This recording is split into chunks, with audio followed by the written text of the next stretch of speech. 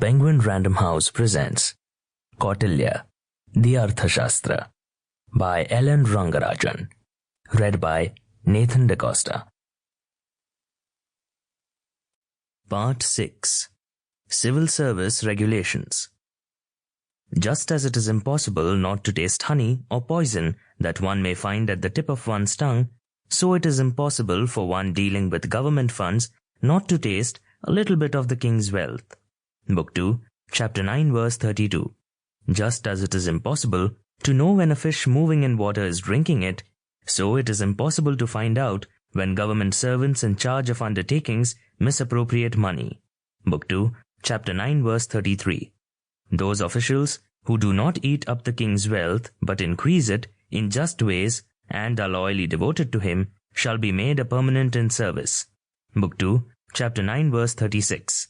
He who causes loss of revenue eats the king's wealth, but he who produces double the anticipated revenue eats up the country, and he who spends all the revenue without bringing any profit eats up the labor of workmen. Book 2, Chapter 9, verse 13, 15 and 17. 6.1. Establishment and Financial Rules. The general principles for running an efficient and disciplined civil service are given in the verses in the title page to this part of the translation. The first is that, unless controlled, civil servants will make money in unauthorized or fraudulent ways. The second is that good civil servants shall be suitably rewarded. The third is that very important principle enjoining civil servants to collect the right amount of revenue, neither more nor less, and to reduce expenditure in order to leave a net balance to the state. This section brings together verses relating to general principles of establishment, financial discipline, embezzlement, etc. The actual duties of the heads of different departments are dealt with in detail in Part 7. The topics in this section are spread over a number of books, particularly 2 and 5. There is a lot of repetition, partly because similar things are said about collectors of revenue, officials involved in running undertakings such as mines, account officers, audit officers, etc. In the text, the same ideas are put in different places by Kautilya because each head of department had to memorize all his duties described in that particular chapter. Some aspects of the code of conduct of government servants have been translated in earlier sections. For example, misbehavior or negligence of duty by guards at night during curfew hours has been dealt with under the responsibilities of the Governor-General of the city. Financial misbehavior by government servants is dealt with in Section 6.3 and punishments for crime committed by them in 6.4. Attention was paid to recruitment of proper personnel for the civil service. In Book 1, Chapter 11, verses 19 and 20, spies, masquerading as ascetics, were required to be on the lookout for men of spirit, intelligence, and eloquence, and to predict for them prosperity and close association with a minister. Their names were there to be secretly recommended to a minister for appointing them to suitable positions. The first 3 verses below continue the general principles enunciated in the title page. General. It is possible to know even the path of birds flying in the sky, but not the ways of government servants who hide their dishonest income. Book 2, Chapter 9, verse 34. The king shall forgive a trifling offense and be content, even if the net revenue is small.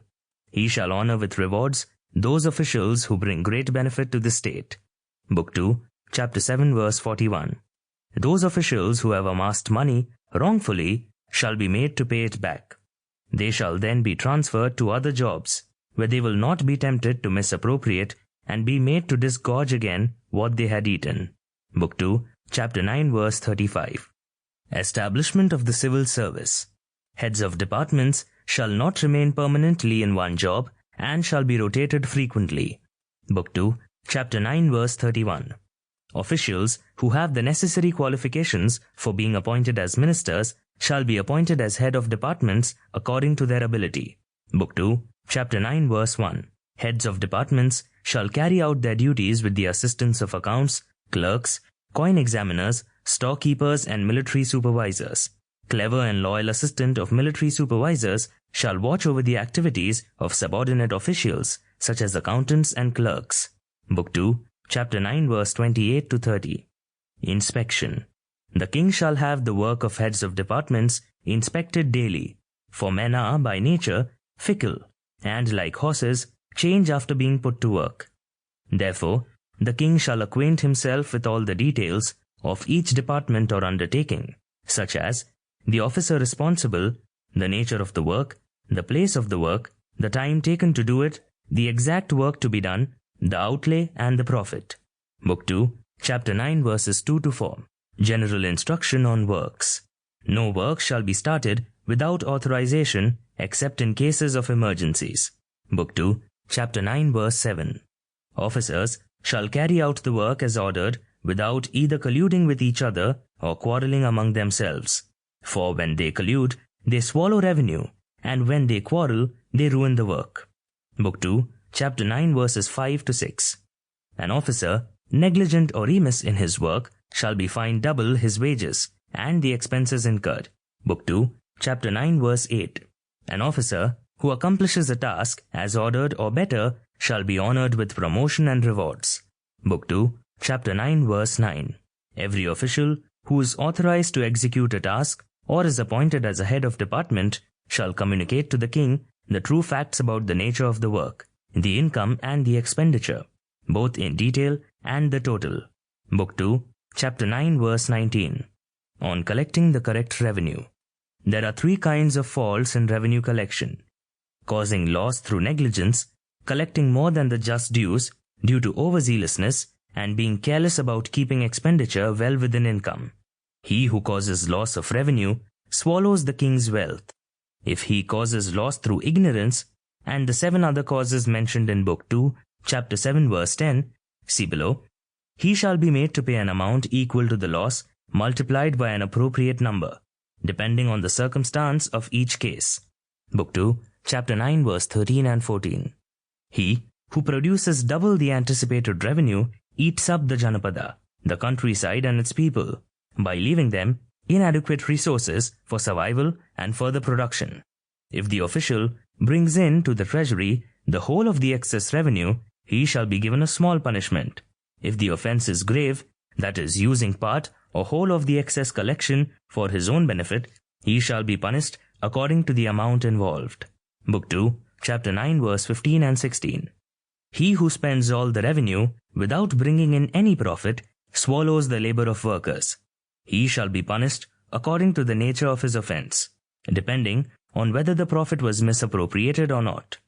The amount lost shall be calculated by taking into account the work done, the number of days spent in doing it, the amount spent, the price received for goods produced, the number of workmen employed, and the wages paid.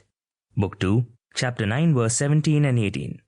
Some teachers say an official who brings in little revenue and spends too much must be a corrupt one who eats it up. Conversely, one who manages the expenditure under his control according to the income does not misappropriate. Kautilya does not think that the conclusions automatically follow, and says the reasons for loss of revenue can be found out only through spies. Book 2, Chapter 9 verse 10 to 11. Errant officials. The king shall watch out for those errant officials who are prodigal, one who squanders his inherited ancestral property in unethical ways; spendthrift, the one who spends whatever he earns as soon as he earns it, or miserly, one who amasses wealth while making his dependents suffer. In all cases, an official who has caused loss of revenue to the state shall not be deprived of his property, if he has many dependents, but shall be dismissed from the service. Otherwise, his property shall be confiscated. In the case of a miserly official who hoards the king's property and uses it for his own benefit by storing it in his own house, by depositing it with others, or by trading with it with foreigners, the facts shall be ascertained by a secret agent. The agent shall find out the details of the receipt and dispatch of the goods, as well as who are the official's advisors, friends, dependents, kinsmen and supporters. In the case of trading with foreigners, the agent shall penetrate the establishments of foreign buyers in order to ascertain concealed information. When all facts have been ascertained, the errant official shall be falsely accused of being in the pay of the enemy. Using as a pretext a forged letter, he shall then be killed. Book 2, Sample complete. Ready to continue?